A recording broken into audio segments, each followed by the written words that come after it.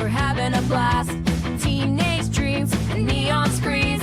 It was all bad, and no one to me. Like, you know, it's like whatever, together forever. We're never gonna sever. Laughing, sharing our stories clever. We'll take you back. It's like whatever. Welcome to Like Whatever, a podcast for, by, and about Gen X. I'm Nicole, and this is my BFFF, Heather. Hello. I just think we just shouldn't even talk about this weekend. No, I agree. On so many levels. It's been wicked bad. I don't want to talk about Any part of our week or this week in the news, or... I will say that today is my Friday because this is my birthday weekend. Yes. That is something I will gladly talk about. Yes. So I took off Thursday and Friday because long weekends are my favorite, and my birthday's on Sunday. So this way I get a nice long weekend. Mm-hmm. I'm getting a tattoo tomorrow. Woo-woo. Super psyched about that.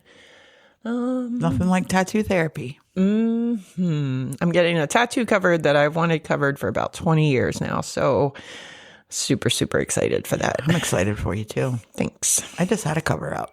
Mm-hmm. Yeah, and yours looks great. I'm very, very excited to see what he has in mind. He's been texting me the past few days asking questions, and so he's drawn up the design, I guess. So we'll see.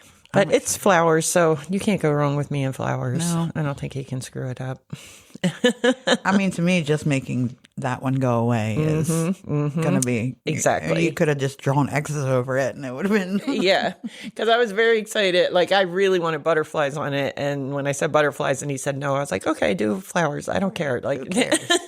Well, just make this put shit clown go away. faces on Yeah, it. I don't care. care. Just get it off me. Yeah. This week's been, I'm in the middle of a mail count still. And it's 2 more days. It feels like you were just in the mail count. It's 6 months. Every 6 months. Insane. It's just ridiculous. So that and that and that and it's just This, that, and the other. yeah, it's been a time of it. So However, your dad is ordering us pizza. Yeah, and my we're dad is both ordering us pizza. Super psyched for that. So at some point we will be pausing. You won't know, but well, you will, because we'll probably come back and talk about how great delicious the pizza was. We aren't starving anymore. I have been thinking about pizza for I don't even know how long, and I have just not gotten to get pizza. I think of pizza on the daily. Yeah. That's the first. When I got back from Punta Cana, that was the first thing I got was pizza. Pizza's nature's most perfect food. It is. It is. Yeah. Well, we're in person. We are. No more snow. No more snow. Hopefully that will be it for the year for us. It better start getting warm, damn it. It's supposed to. I don't know what happened today. It was warm earlier and now it's not. My birthday's supposed to be like 70. I know. It's weird. Where we live is weird because make sure I just got a text. It's not my mom telling me that the pizza's here.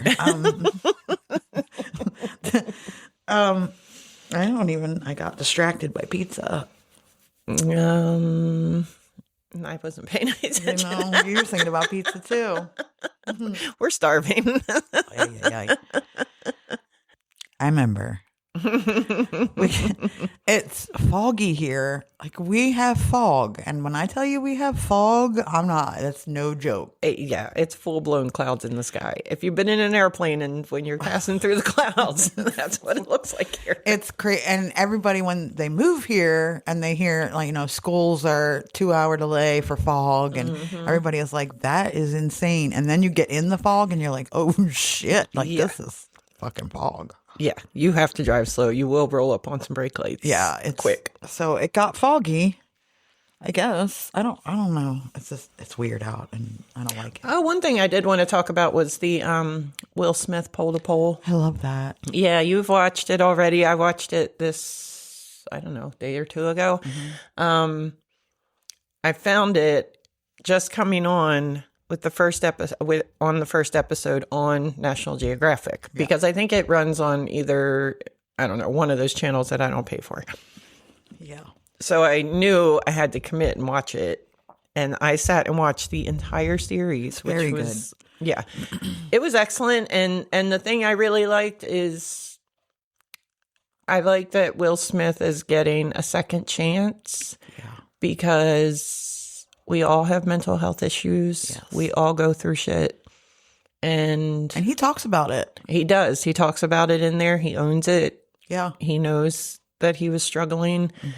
And if you haven't heard of it, the premise of the show is he had a mentor who passed away a couple of years ago, which happens to coincide with the slap heard around the world, and his mental break. So I think that had a lot to do with it. But his mentor would travel around to the far reaches of the earth looking for the answers to life, and he would try to get Will to go with him, and Will would never go. And now he wanted to do that. So he traveled to the South Pole, he traveled to the Amazon, the North Pole.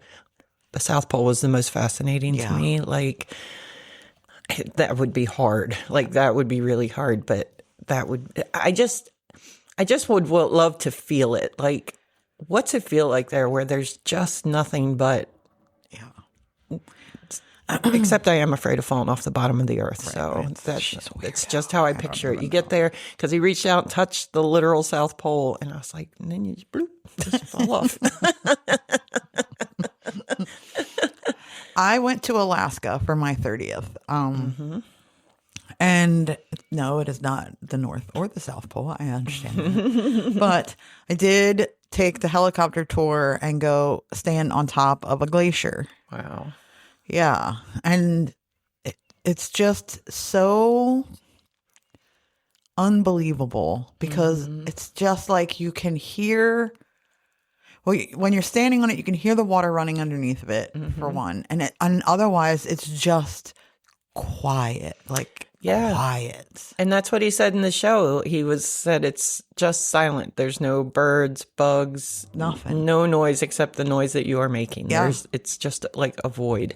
And when the face of a glacier falls off, I believe the natives there call it white thunder, and it is like, it's an amazing experience to stand on top of it.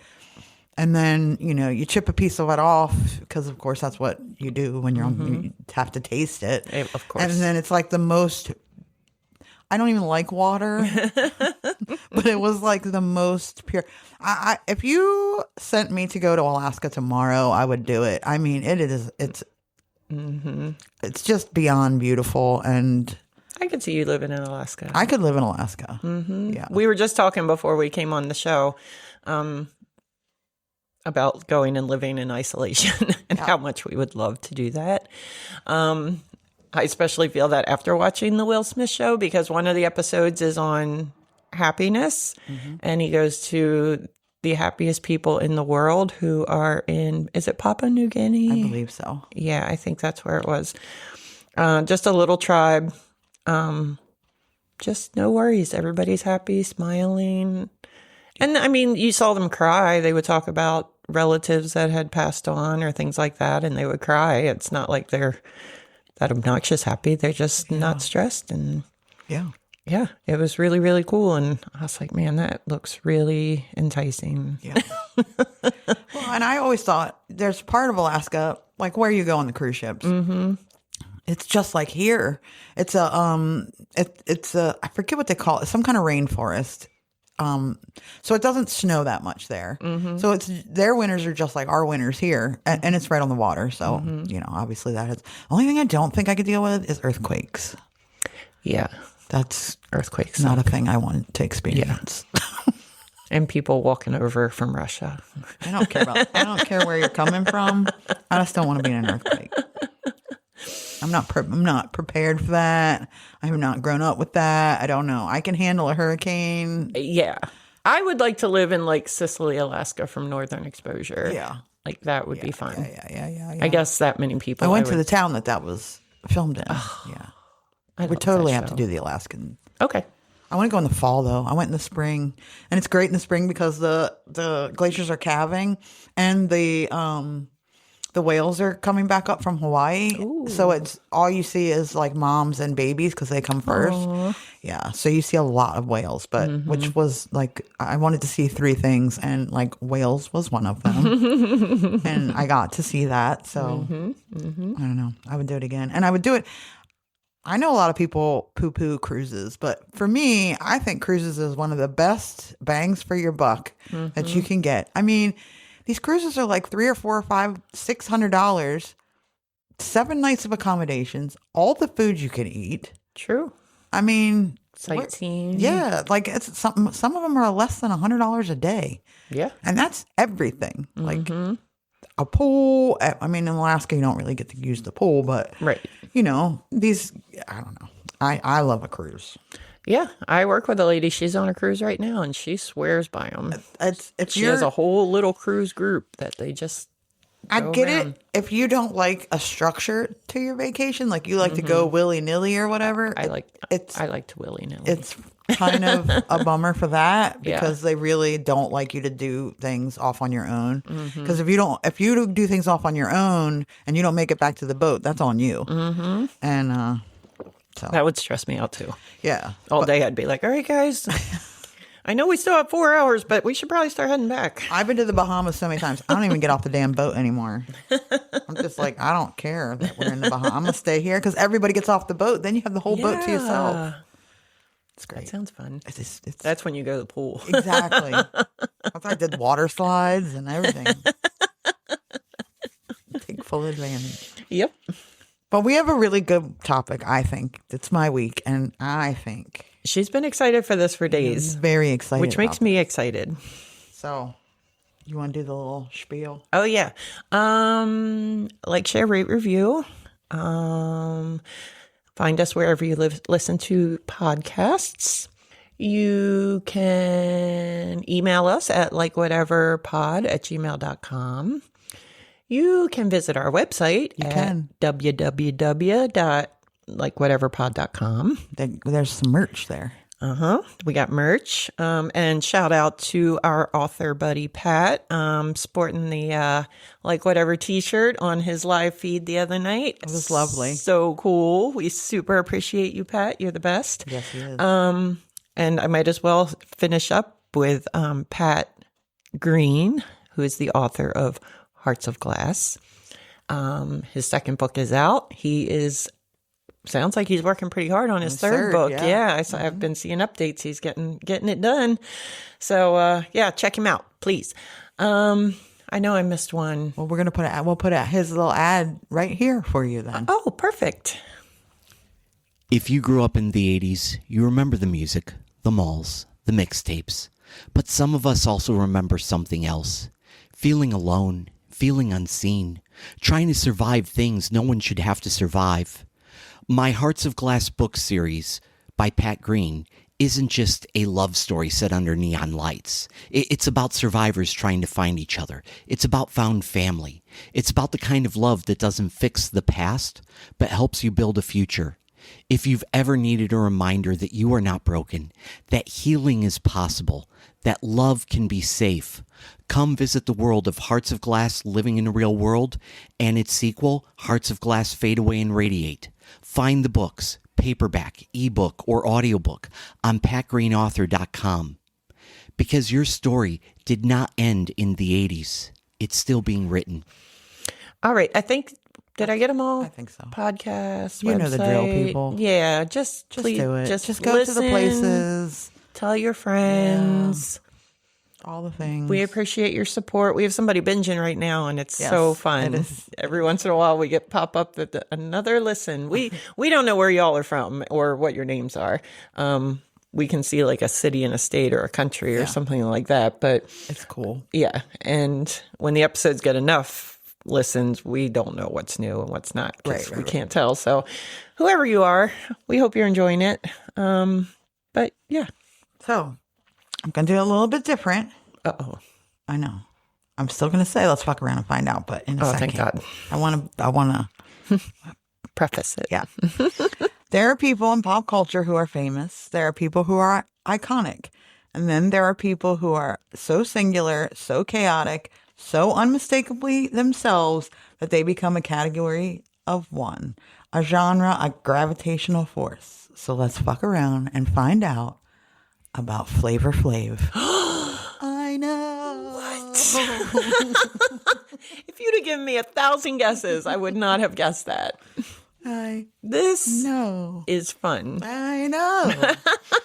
That's why I'm so excited. Because I about don't it. know a ton about I him. didn't Obviously, either. I know who he is, and I know he kind of pops up everywhere. I enjoy seeing him pop up more than I do Snoop these days. Like, but because he just, even though he is, like you said, one of a kind, he's so excited to be doing things, and he gets starstruck really easily. And yay, so much fun.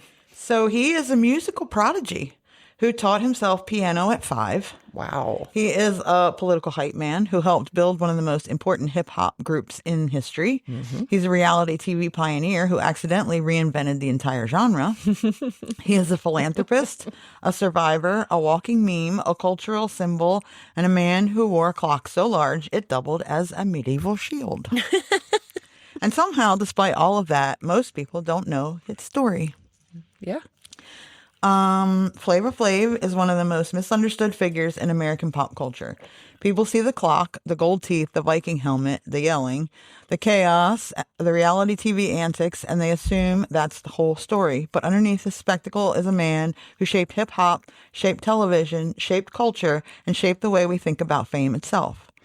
He's a contradiction in motion, brilliant and troubled, disciplined and chaotic, political and absurd. He's deeply talented and deeply flawed. He is the spark that made Public Enemy accessible. He's the emotional release valve in a group known for its intensity. He is the comic relief in a political revolution. He is the vulnerability in a genre built on bravado. And still to this day, one of the most recognizable figures in American music. I didn't say a word through that, but the whole time I'm just nodding. Like,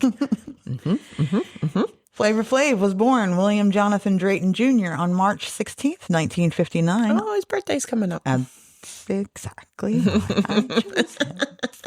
In Roosevelt, New York.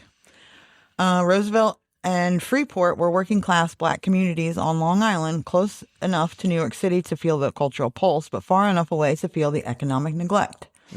His father ran a small neighborhood restaurant called the Soul Diner, a place where people gathered, argued, laughed, flirted, and played music on the jukebox. His mother kept the household running, but the home environment was far from peaceful. From the very beginning, William showed signs of rare musical genius. He taught himself piano at age 5, not took lessons, not plunked around. He taught himself, and he didn't stop there. He learned drums, guitar, bass, trumpet, saxophone, keyboards, harmonica, congos, violin, ukulele, mandolin, accordion, triangle, and cowbell. 15 instruments in total. Wow. I know. He sang in the church choir. He played in school band. He absorbed music like oxygen. But his childhood brilliance existed alongside instability. He struggled in school. He got into fights. He had trouble focusing. He was restless, impulsive, and drawn to trouble. In other words, he was bored. Yeah. He was arrested multiple times for burglary and robbery. He dropped out of high school in the 11th grade, and he spent time in juvenile detention.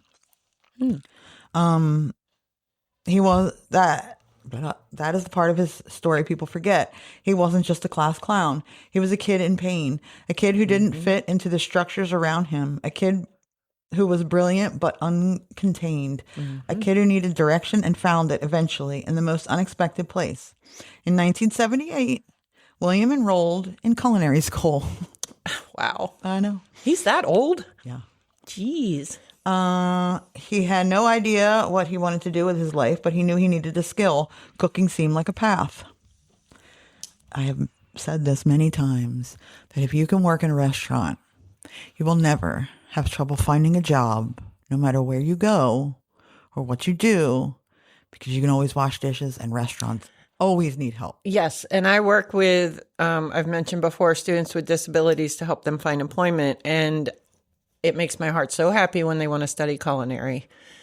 Or here in Delaware, anyway, they have high school pathways where you have to complete 3 years of a pathway that's offered at your school. Right. It could be animal science, CNA, childcare, teacher academy, culinary. Like there's, around here we're farming, so there's some ag ones and things like that.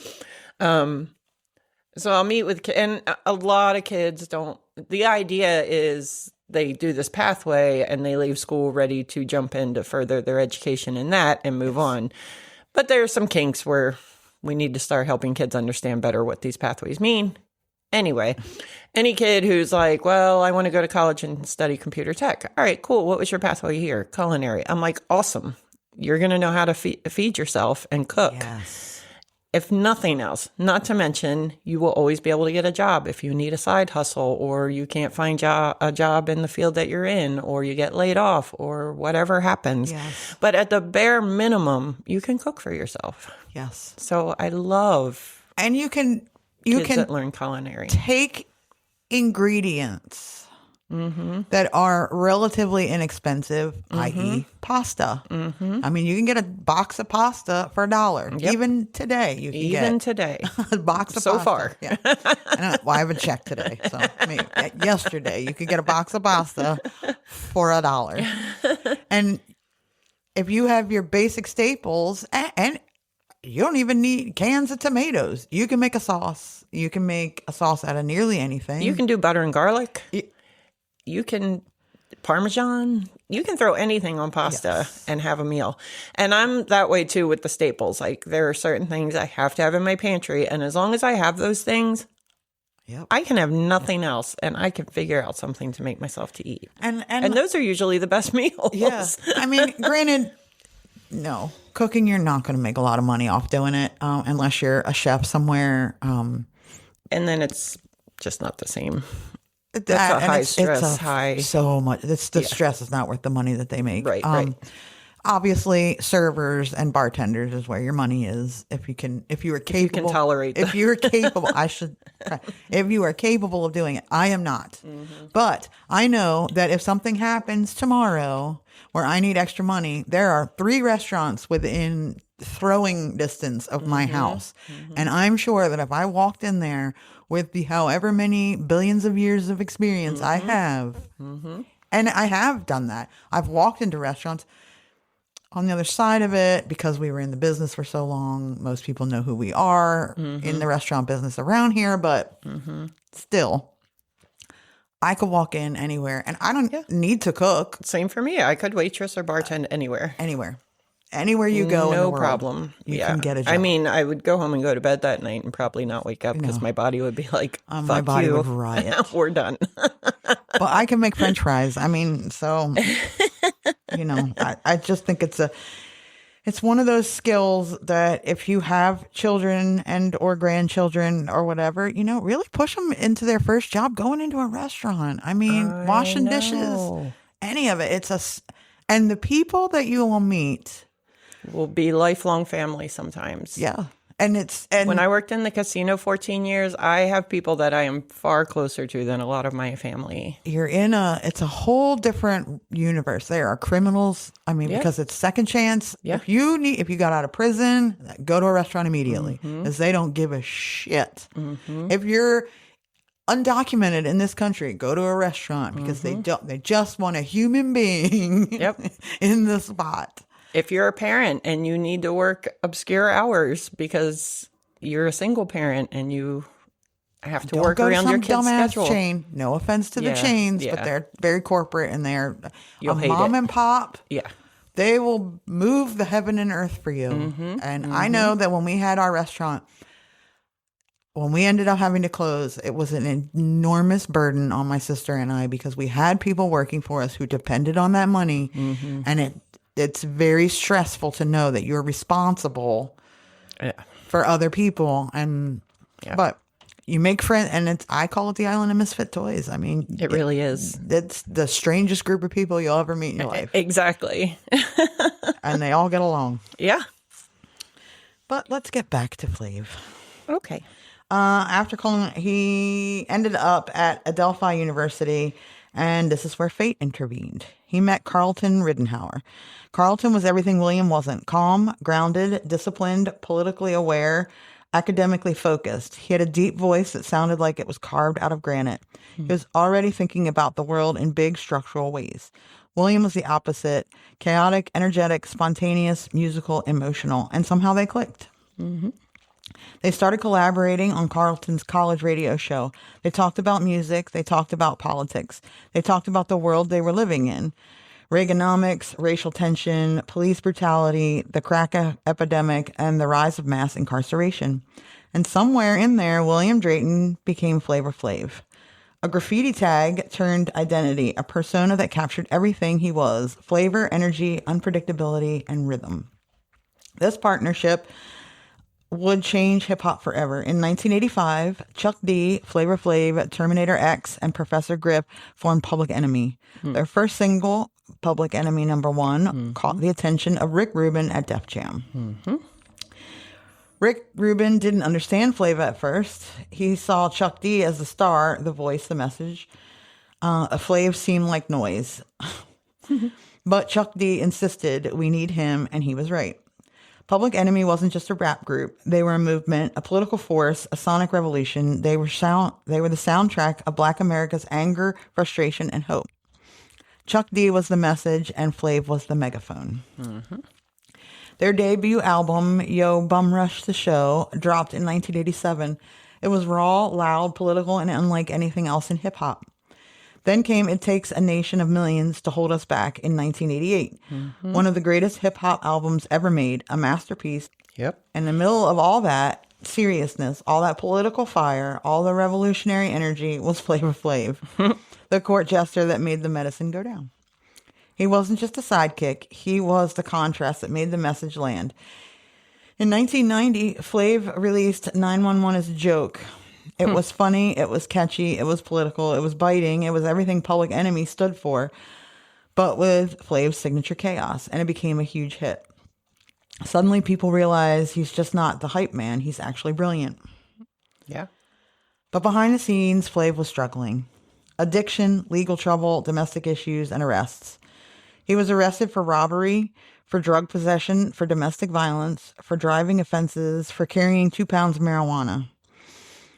His reputation suffered, his finances suffered, and his reputation suffered. Did I say his relationship suffered? When I read his reputation, I was like, wait, did I say that? It all suffered. You all know what she means. Public Enemy kept going, but Flav was becoming unreliable. The chaos that made him magnetic was now making him a liability. By the late 90s, he had faded from the spotlight. From the late 90s, he had faded from the spotlight. And now we're going to make Nicole talk about herself in her diary. Ooh. Because Larry cutie like we're laughing through her teenage like. So grab your snacks and brace your soul. This middle school madness out of control. All right. So I'm sorry that y'all missed it last week. No. Oh, I just realized I spelled Wednesday wrong. It's driving me crazy. You know what? Wednesday is not a good word to have to spell. Well, I know it's Wednesday, but I spelled it Wednesday. Wednesday. When does day hath happened, thou shalt. There you go.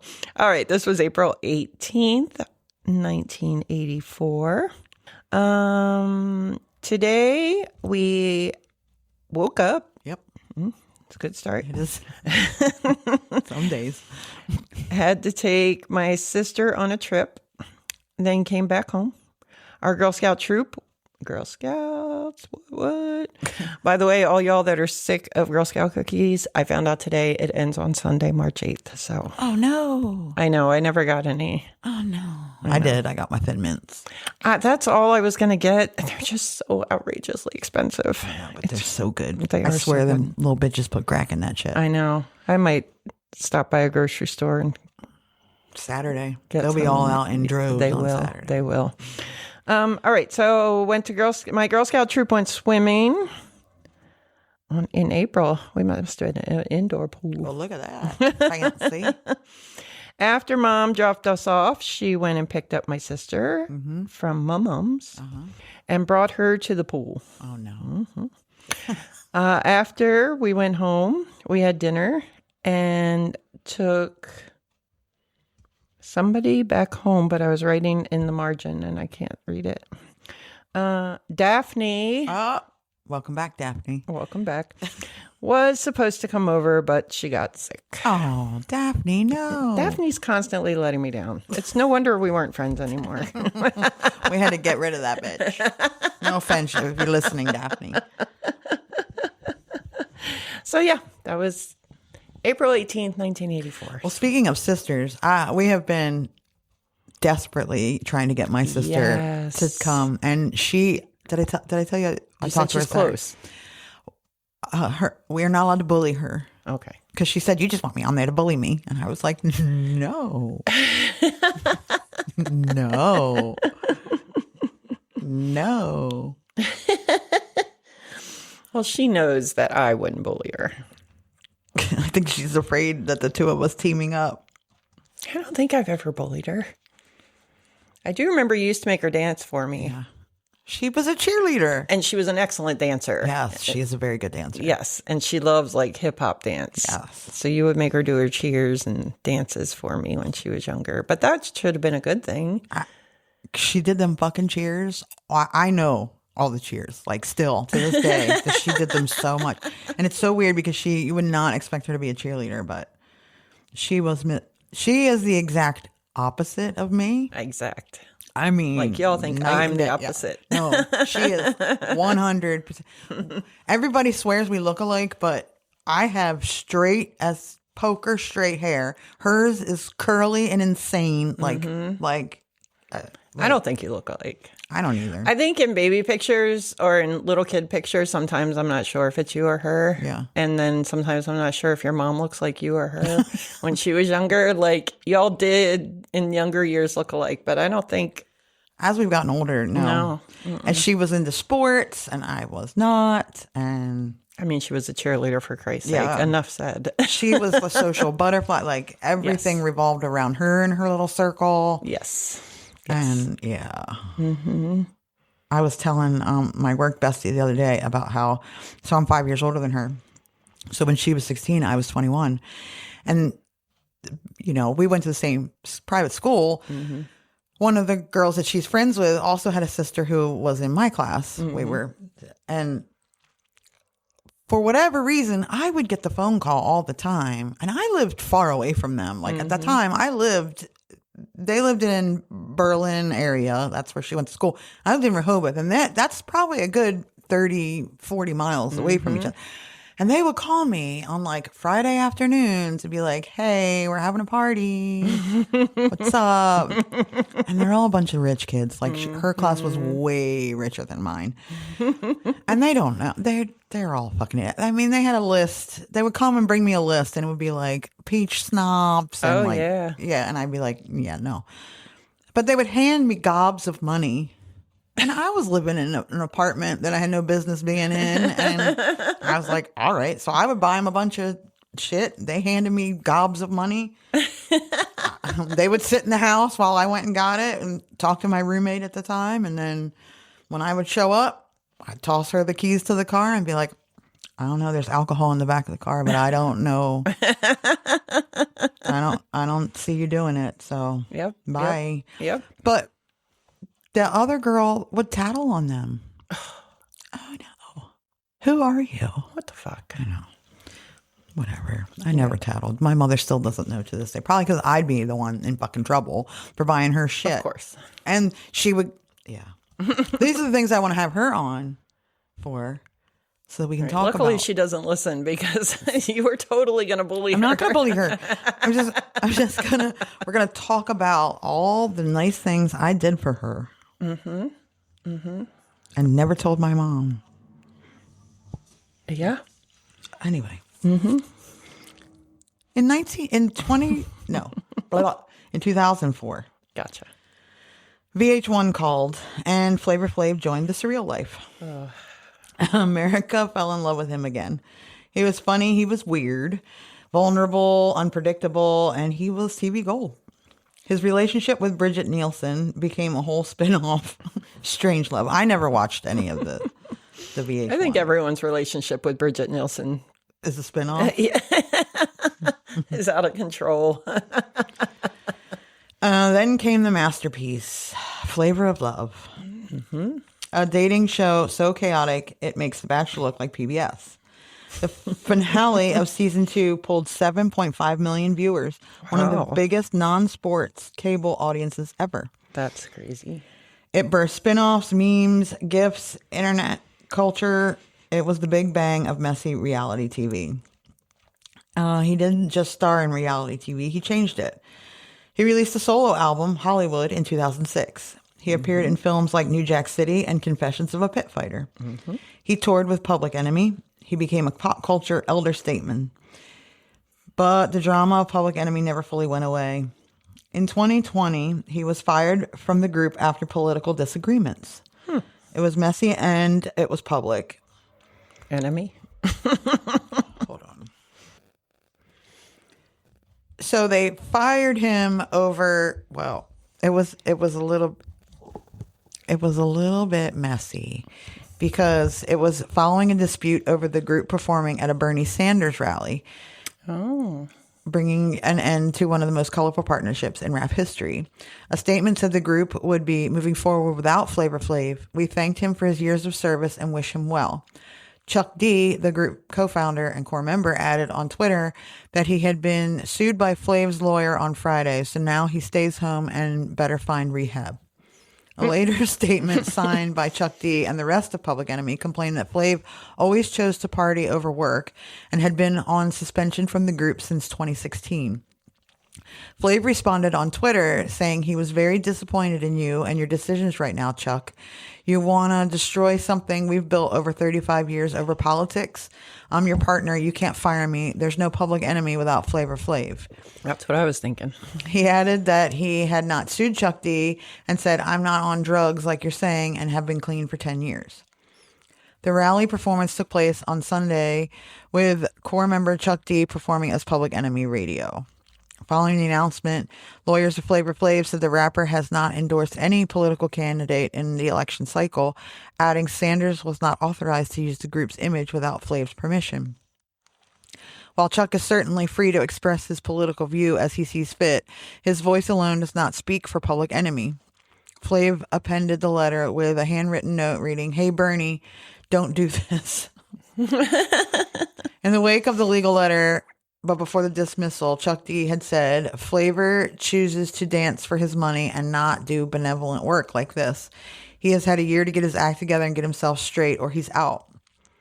He argued that Flav's decision was about money rather than politics. My last straw was long ago, he wrote on Twitter. It's not about Bernie with Flav. You don't know the difference between American football player Barry Sanders or Bernie Sanders, so I don't attack Flav on what he don't know. If there was a money bag, Flav would have been there, front and center. He will not do free benefit shows. He complained of a lack of support from Flav for an earlier fundraiser by Harry Belafonte for the social justice organization Sankoff, calling Flav ungrateful and accusing him of judging a bikini contest instead. It sounds like they grew apart. Flav wanted that lifestyle, which is fine.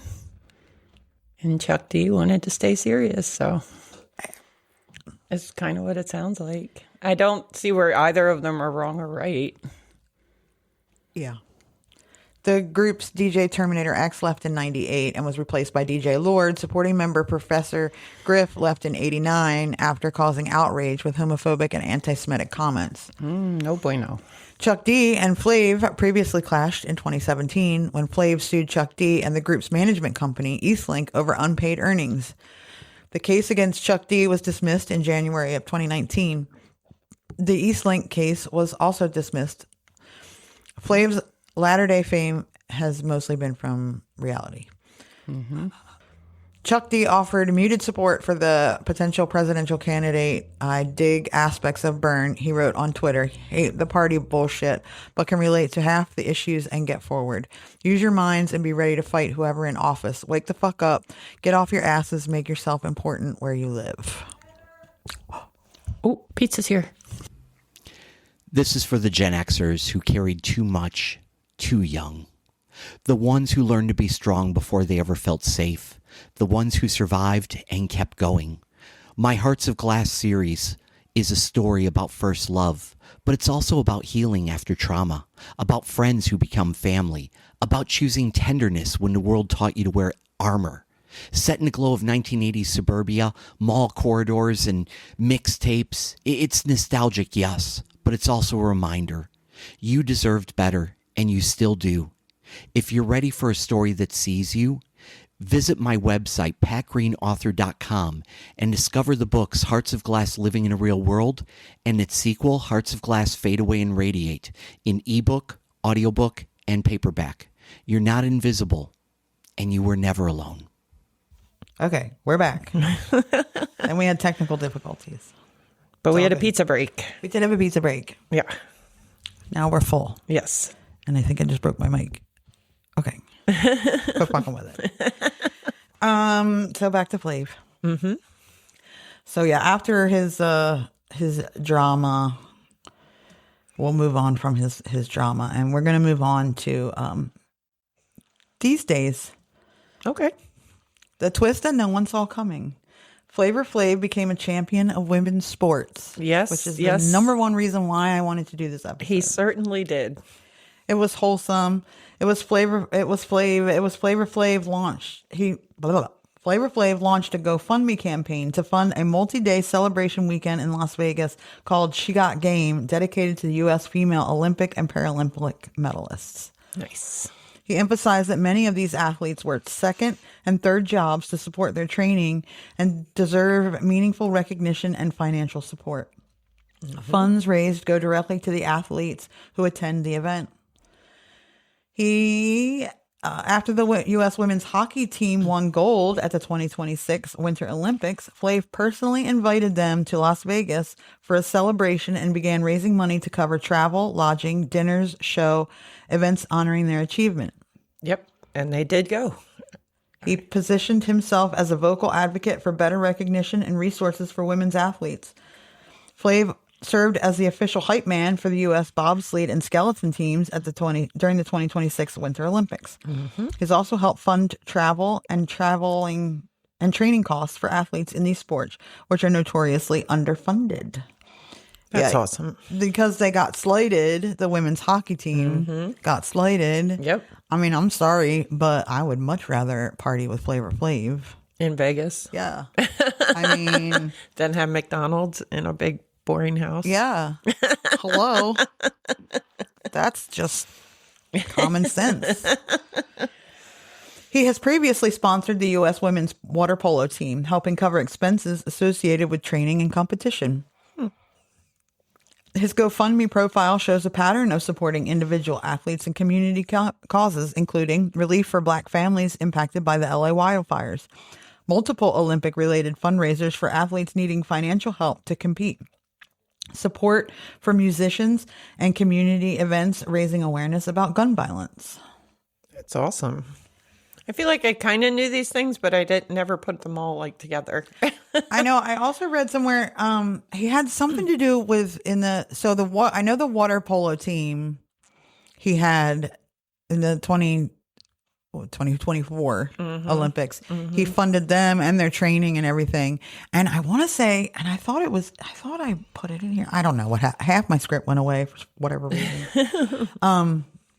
The gymnastics team. He did stuff for the women's gymnastics team too. Like he paid rent for one of the girls or something like that, like at her house. Yeah. I don't know. You know, who's to say that you can't change? Exactly. You know? Yeah. Flavor Flav. Yeah. And you know, I also put in here, but it's not here anymore either. I don't know what happened. Because I know at one point I put the yeah, boy. Yeah, boy. And I don't know what happened to it. But I'll just finish up. Flavor Flav's legacy is impossible to summarize. Hip hop pioneer, musical prodigy, reality TV icon, philanthropist, survivor, the spark that made Public Enemy accessible, the man who changed reality TV forever, the guy who turned a clock into a cultural symbol, messy, brilliant, flawed, and unforgettable. he is Flavor Flav. Yeah, boy. Yeah, boy. Yeah, boy. So yeah, like I was thinking about him when I saw that he was throwing the women's hockey team a party. Yes. I was like, I don't really know a whole lot about Flavor Flav other than, yeah, boy. And the clock. Mm-hmm. And I was shocked that he could play 15, that he taught himself 15 instruments. Like, that was like, what? That's amazing. And I knew he had a rough time of it, growing up. And, right. I'm sure most rappers did. It always fascinates me when a prodigy of any kind comes out of any type of environment. I mean, It's just great. some are lucky enough to be born into money and support and things like that, but so many come from just the most unlikely places, and it just fascinates me. And when I think the biggest was when he started with the water polo team. That's when and he had been supporting them for a while. It's not like it was just suddenly one day he was like, you know what, I'm gonna he had been supporting them for a while and paid for their trip to the Olympics and everything.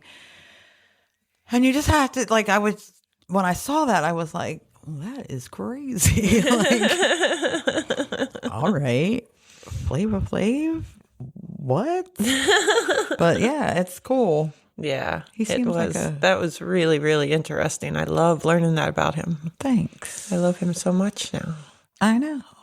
Now I have to go listen to. Well, I was going to listen to Public Enemy, but then I had a rough week. You didn't need to throw more rage in there. They did not. At our little dinner, I got to tell my parents about part of my week.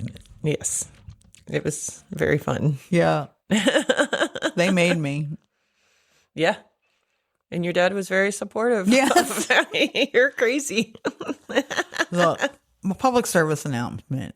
If you're 51 years old, you should probably not be starting fights with people in parking lots in the dark. Just saying. You're going to end up getting killed, and that's what's going to end up happening. I've been saying it. For how long have I been saying? I know. You keep trying. You keep trying, and nobody will take the bait. This kid tried.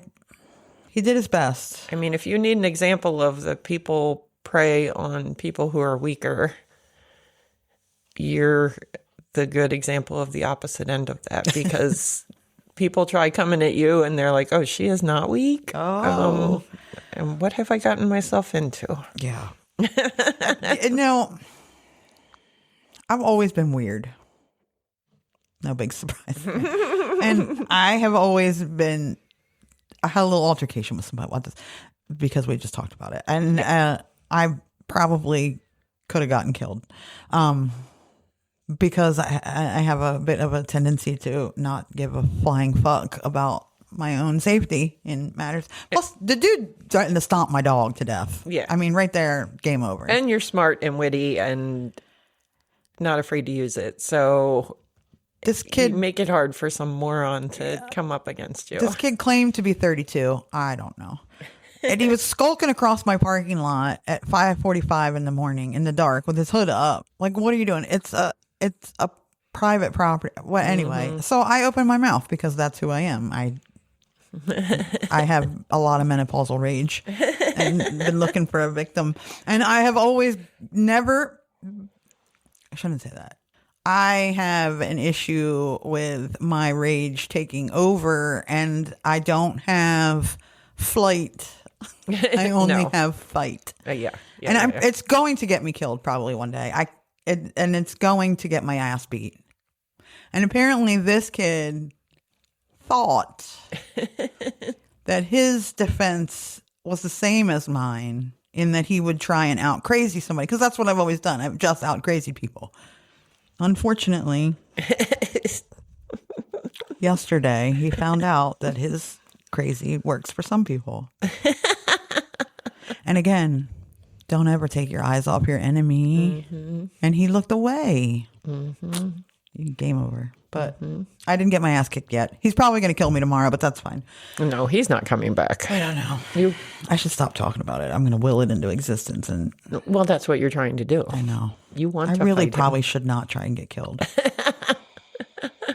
But my dad was very supportive. He was very proud of you. And now I want to get, tell me if I'm wrong. I want to get, when this kid comes back, because I've seen him a couple of times. When he comes back, what I want to do, like maybe Sunday when I have off and I don't have anything else to do, I want to get like a clown costume. And like when he comes through the parking lot, I just want to step out behind him in the clown costume and just be like, toot, toot, toot, toot, toot, toot, toot, toot, toot, toot, just quietly. It's fucking scary. Yeah. That'd probably scare me. Yeah. That's what you got to do to scare me. And I don't mean no Art the Clown costume, because that's, I'm not thin enough for that, number one. I was saying killer clowns from outer space. And I was even willing to put the work in for a paper mache cotton candy. You were. You did. You had it all planned out. I had it all planned out, which is probably why there's something wrong with me. Anyway. And you get it from your dad. Who was just as excited and helping plan. Yeah. Said costume. He was. When I was talking about it, I said it's his fault because he had girls and he wanted boys, and he was not about to let his girls. We were taught to fight. His words exactly. He did not want pansies. He said, "I don't care if I have girls. I just don't want pansies."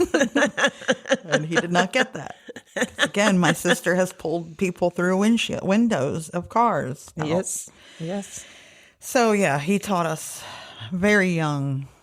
And his motto has always also been, if you don't have muscles, you have to use your brains. Mm-hmm. And that has gotten through us a lot. Mm-hmm. Moving restaurant equipment. We have every kind of contraption under the sun in that restaurant to move equipment that was too heavy. One time, the grill fell over. We were cleaning it, and it fell off its legs because they weren't bolted down, even though he said 500 times, the legs are not bolted on. Mm-hmm. Be careful with it. And then he pushed it off the side. Of course he did. Mm-hmm. And it was just him and I there. Those grills weigh, it was a 6-foot grill. They weigh 700-800 pounds. Mm-hmm. There's no way that we can pick it up and put it back on its legs. So I said, Dad, I think we're going to need to call some boys to get this up. The man said, no, like, why not? Just call some people to help us. Like, why? No. Yeah. No, he refused. So we ended up taking the jack, and we would jack one end of it up and slide milk crates under it, and then go around and jack the other side up and slide milk crates under it, and then put the jack on the milk crate, because that's safe, and jack it up until we got one end high enough to get his trailer under it. Mm-hmm. We got the trailer under it and then pushed the trailer up, and that brought it up enough that we could slide the legs back under. Mm-hmm. Instead of calling somebody, we ended up spending 2 hours trying to make the plan and then execute the plan. Yes. But it worked. Yeah. We got it back up there. He also said he went on a long walk today just to see if he could still walk that far. So the van is this is why I want to have my sister on here. Yeah. Because she's also crazy. Yeah. It runs in the family. It really. My mom's Italian. What are you going to do? Yeah. She threatens my dad all the time. He's going to end up under the dumpster. Yeah. Okay. Thanks for listening. How's that for an ending? I know, right? I wish I could tell you more what happened, but I don't want to be incriminated. It's probably on video somewhere. If you look on YouTube, my landlord probably put it up. I know. I should ask him for it. Mm-hmm. I wonder if he has sound. Ooh. I'm going to find out. Yep. Put that bitch right up on YouTube. And then you can tell me if I was wrong. Yeah. And being just a Karen. Yeah. Fuck off. Thanks for listening. Thank you. You can find us on all the socials at Like Whatever Pod. You can go to our website and look at our merch. www.likewhateverpod.com. You can find us where all the podcasts live. We're on there. Email, or you can send us an email. You can send us an email about what way you would scare somebody in a parking lot to like whatever pod@gmail.com or don't like whatever. Whatever. Yeah, boy. Bye. Flav.